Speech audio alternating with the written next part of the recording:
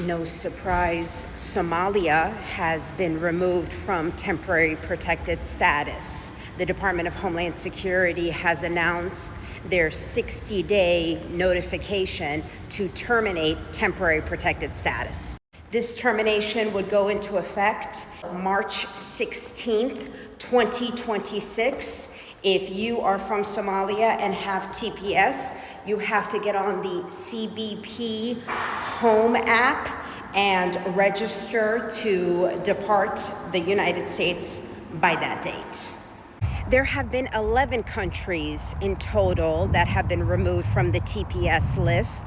These countries, the Department of Homeland Security has made the determination that they're safe to live in and for the TPS recipients to go back to countries including Afghanistan, Haiti, Venezuela, and now Somalia.